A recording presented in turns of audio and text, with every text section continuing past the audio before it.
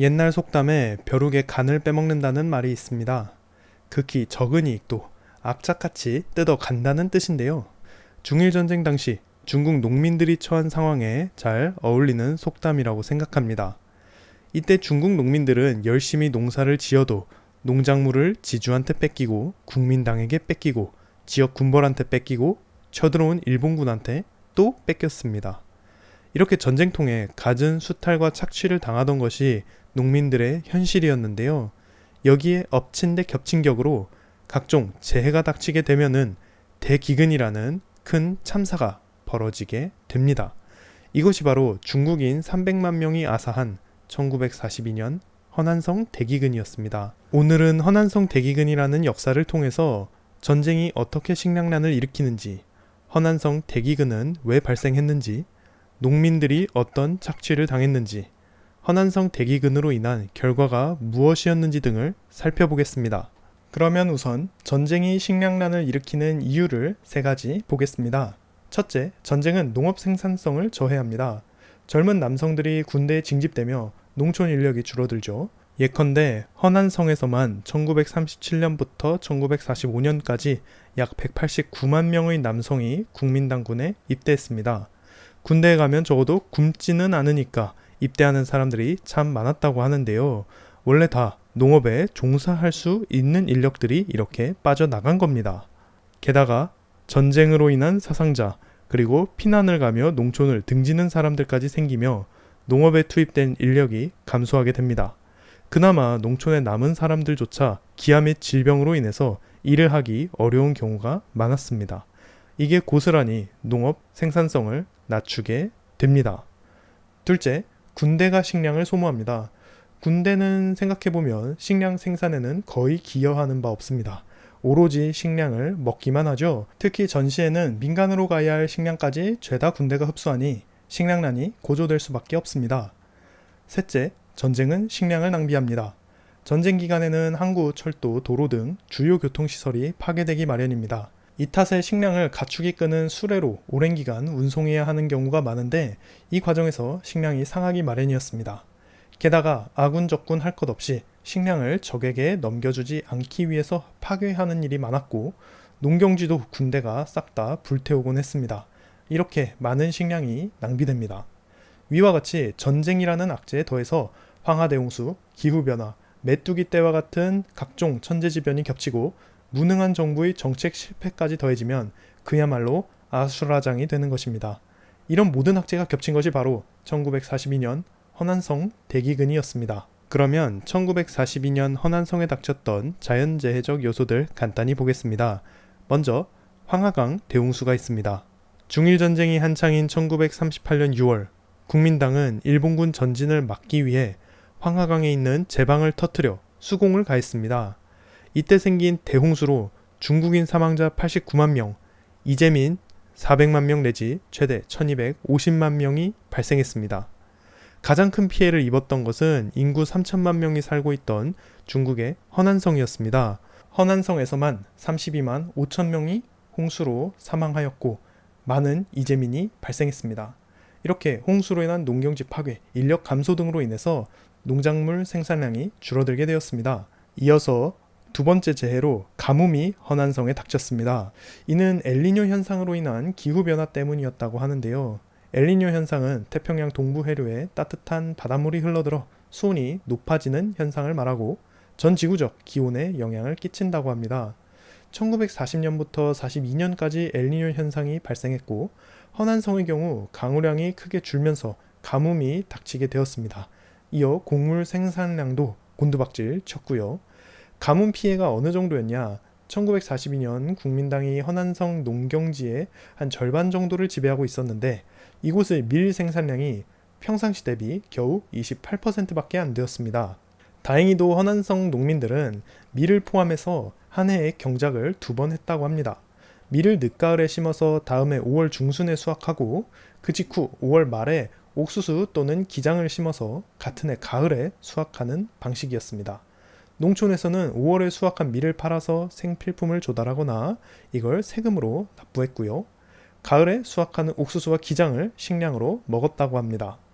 따라서 밀농사를 망친 허난성 농민들은 아직은 그해 여름에 자랄 옥수수와 기장에 희망을 걸 수 있었던 거죠. 이것만 잘 되면 그해에 최소한 굶지는 않아도 되었습니다. 그러나 1942년 여름에 비가 내리질 않았습니다. 그래서 옥수수와 기장이 다 시들었어요. 그해 가을 농작물의 수확량은 평상시 대비 20% 수준밖에 안 되었습니다. 따라서 식량 비축분만으로는 내년까지 버틸 수가 없었습니다. 세 번째 자연재해는 바로 메뚜기 떼입니다. 1941년부터 1943년까지 대량의 메뚜기 떼가 출몰해서 허난성을 휩쓸었습니다. 메뚜기 떼 출현은 황하강 대홍수와 연관이 있다고도 하는데요. 홍수로 물이 덮쳤던 넓은 지역이 가뭄으로 말라붙으면서 메뚜기가 대량 번식하기 좋은 환경이 갖춰졌다는 것입니다. 1942년과 1943년 모두 가을에 수확할 농작물이 메뚜기 떼에 큰 피해를 입습니다. 보고에 따르면은 각 해의 가을 농작물의 절반 이상이 메뚜기 떼에 의해서 파괴되었다고 합니다. 결국 종합적으로 1942년 가을 국민당이 지배하고 있던 허난성 지역의 농작물 수확량은 평시 대비 겨우 26%에 불과했습니다. 주민들이 먹고 살기에 턱없이 부족했습니다. 그런데 말입니다. 사실 허난성 농민들한테 황하강의 범람? 대홍수급은 아니라고 해도 꽤 자주 있는 일이었습니다. 가뭄과 메뚜기 떼도 처음 겪는 재난 아니었습니다. 드문드문 발생하는 일이었어요. 주민들이 평생 농사 지으면서 다 겪어봤고 어느 정도 대응하는 방법도 체득한 재해란 말이죠. 그러나 1942년 허난성은 평상시와는 다르게 중일전쟁이라는 전쟁터 한복판에 있었고 이것이 자연재해와 시너지를 일으켜서 주민들의 운명을 결정짓게 됩니다. 그러면 지금부터는 군대가 허난성에 끼쳤던 영향을 보겠습니다. 먼저 국민당군이 전시비용을 어떻게 충당했는지를 알아야 돼요. 중일전쟁 초기부터 1941년까지 국민당군은 화북지역을 비롯해서 무역항인 상하이, 수도 난징 등의 주요 도시를 일본에 빼앗겼습니다. 즉 국민당이 경제적으로 부유한 지역을 잃게 된 셈이었고 이 탓에 경제적으로 속된 말로 쪼들리고 있었습니다. 국민당은 전시비용을 대기 위해서 돈을 마구잡이로 찍어냈는데요. 중국에서 하이퍼 인플레이션이 발생해서 물가가 미친 듯이 치솟게 됩니다. 나아가 국민당은 시장에서 돈을 지불하고 식량을 매입해서 군대에 공급을 하고 있었는데 이게 또 인플레이션을 가속화시켰습니다. 어쨌든 화폐가 완전히 휴지 조각이 되어버리니까 1941년 7월부터 국민당은 토지세를 돈으로는 안 받겠다고 하고선 이를 곡물로 받기 시작합니다. 국민당 입장에서는 인플레이션도 잡고 군량도 확보하니까 일석이조다 생각했겠지만 결국에 이거는 군대에 대한 식량 보급을 농민들한테 전가한 셈이 되었습니다. 게다가 토지세로 거둔 곡물만으로는 군대에 필요한 보급량을 다 채우질 못했어요. 그러자 국민당은 강제로 곡물을 사들이기 시작합니다. 국민당은 보통 시장가보다 훨씬 아랫값으로 곡물값을 후려쳐서 매입했는데 그나마도 매입가의 30% 정도만 현금으로 주고 나머지는 정부 채권으로 줬습니다. 완전히 부실 채권이었고 만기에 제대로 이자와 원금을 지급받은 경우가 적었다고 하네요.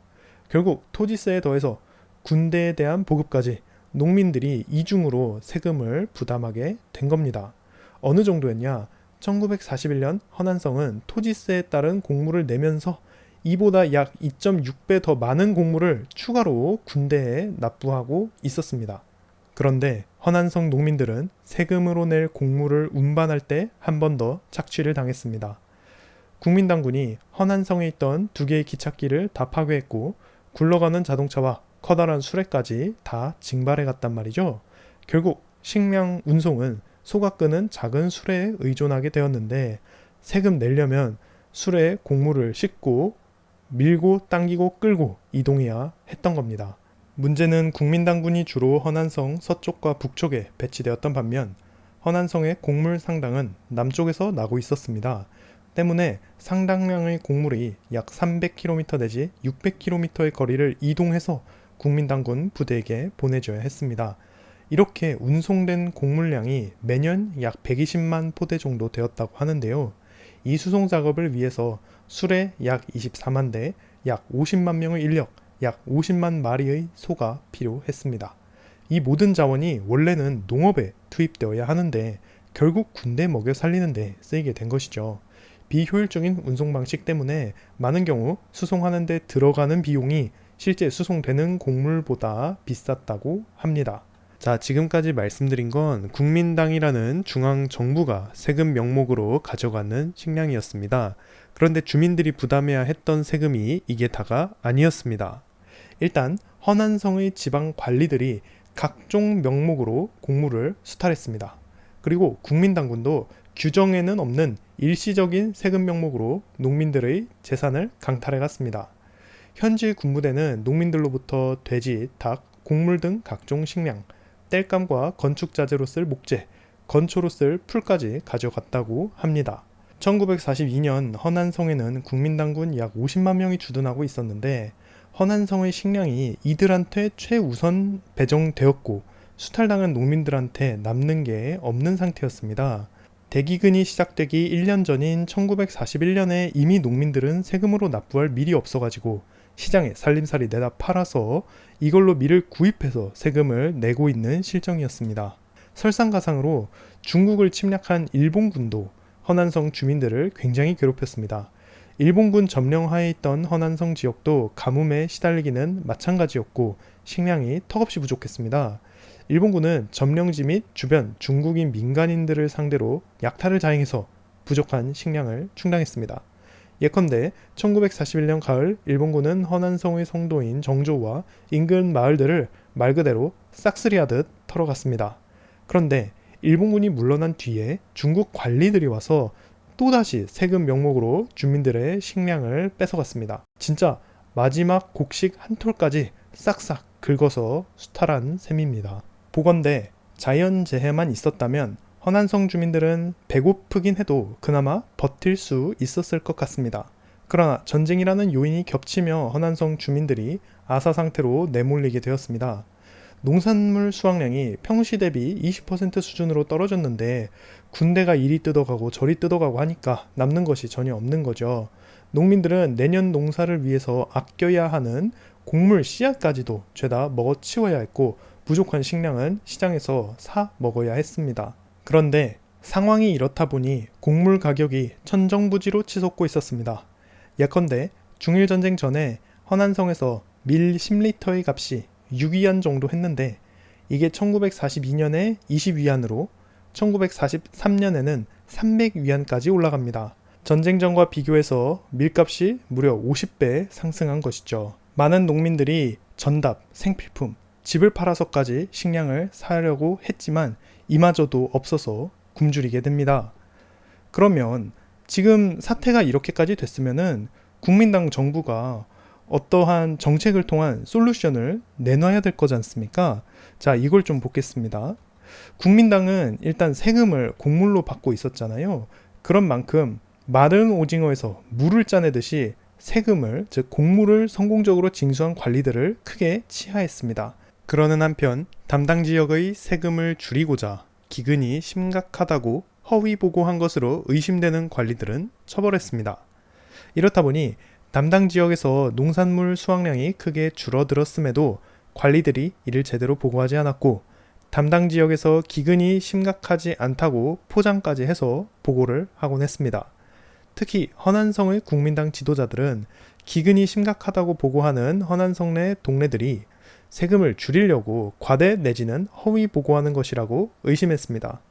이러한 이유 등으로 국민당 중앙정부는 1942년 가을경이 되어서야 허난성 대기근의 심각함을 인지했고 토지세를 감면하기로 결정했습니다. 그러나 현지에 주둔한 국민당군은 계속해서 농산물을 징발해서 군량에 충당했습니다. 이 당시에는 군인들도 굶주리고 있었거든요. 비록 아사하던 농민들보다는 형편이 낫을지언정 이들도 영양실조에 시달리기는 마찬가지였습니다. 그런 만큼 군부대가 악착같이 식량을 더 확보하고자 했었고요. 게다가 허난성 농민들은 국민당군 병사들 뿐만 아니라 군마 5만 필이 먹을 건초도 납부해야 했습니다. 아이러니하게도 굶주린 농민들이 먹던 나무껍질, 흙, 땅콩 껍질에 비하면 말들이 먹던 건초는 훨씬 더 영양가 높은 양질의 식품이었습니다. 상황이 이렇자 국민당은 허난성 이외의 지방에서 식량을 수입해 오기로 합니다. 그러나 전쟁통에 철도 등 교통망이 파괴된 탓에 이 식량을 운송할 방법이 없었습니다. 결국 사람이나 가축이 끄는 수레로 운송해야 하는데 시간도 오래 걸리고 비용도 많이 들었죠. 결국 대기근이 시작되고 반년 넘게 지난 1943년 봄이 될 때까지도 허난성에 식량이 도착하지 못하고 있었습니다. 한편 국민당은 1944년 봄의 수확기에 실날 같은 희망을 품어봤습니다. 하지만 너무 늦었어요. 각종 재해로 인해서 애초에 농작물이 큰 피해를 입은 데다 이미 너무 많은 사람이 굶어 죽거나 고향을 떠난 탓에 수확을 제대로 할 수가 없었습니다. 결국 1943년 봄의 농사도 흉작으로 마무리되었어요. 그리하여 대기근은 해결되지 못한 채 1942년부터 1943년 사이 허난성에서 300만 명이 아사하게 됩니다. 그러면 그에 따른 여파가 무엇이었을지를 살펴보겠습니다. 자, 1944년 4월에 일본군은 국민당군을 허난성에서 몰아내기 위해서 이치고 작전이라 불리는 대규모 공세를 펼쳤습니다. 중일전쟁 통틀어서 일본 육군이 가했던 가장 큰 규모의 작전이었는데요. 4월 23일 허난성 성도인 정저우씨가 함락되었고 다음 날엔 쉬창씨가, 5월 25일에는 우리한테 낙양이라는 이름으로도 잘 알려진 러양씨가 함락되었습니다. 허난성의 주요 대도시가 속수무책으로 일본군 손에 떨어진 거죠. 허난성의 국민당군이 이렇게 무너지게 된 이유는 물론 일본군이 너무 강해서도 있었지만 당장 국민당군이 허난성 대기근으로 인해서 자원이 더없이 부족했고 허난성 현지 주민들의 민심을 완전히 잃었기 때문이 컸습니다. 공세가 시작되자 각 지역 관리들은 식량을 챙겨 도주하기에 바빴고 주민들은 곳곳에서 폭동을 일으켜 국민당군 패잔병을 공격하고 무장해제 시키고는 했습니다. 이 소식을 들은 국민당 지도자 장제스는 이렇게 이야기를 합니다. 지역 주민들이 우리 군대를 공격하고 무기를 탈취했다. 마치 제1차 세계대전 당시 제정 러시아 황제의 군대에게 벌어진 것과 같은 일이다. 이런 군대는 승리할 수가 없다. 우리 군용 트럭과 말에는 탄약 대신 빼돌린 물자가 실려있다. 이 정도로 국민당에 대한 민심이 좋지 않자 중국 공산당이 이 틈을 기가 막히게 파고들어 세력을 크게 넓혔습니다. 공산당은 지속적인 게릴라전을 펼치며 식량을 뺏으러 오는 국민당 세력과 일본군을 물리치며 주민들로부터 지지를 확보했습니다. 애초에 이 모든 게 이미 국민당이 주민들로부터 신뢰를 잃었기 때문에 가능했었죠. 결국 허난성 대기근은 그 일대에서 국민당의 세력이 약화되는 결과를 가져오게 되었고 훗날 국共내전에서 국민당이 패배하게 되는 원인 중 하나로 작용하게 되었습니다. 그러면 오늘 이야기를 크게 요약해 보겠습니다. 우선 여러 가지 재해가 겹쳐 허난성의 농작물 생산량이 크게 떨어지게 되었는데 여기에 전쟁이라는 결정타가 겹쳐 허난성 대기근이 왔죠. 그리고 많은 주민이 굶주리는 와중에 국민당 정부가 제대로 대처를 하지 못함에 따라서 지역 민심까지 잃게 되었다라고 할 수 있겠습니다. 잘 보면 국민당은 제방을 터뜨려서 황하대홍수를 일으킨 시점에 이미 허난성 주민들의 지지를 잃을 수밖에 없었을 것이고요. 여기에 각종 부정부패, 실패한 정책들이 기름을 부었다고 볼 수 있겠습니다. 자, 그러면 오늘 이야기는 여기까지고요. 저는 다른 에피소드로 다음에 찾아뵙겠습니다. 감사합니다.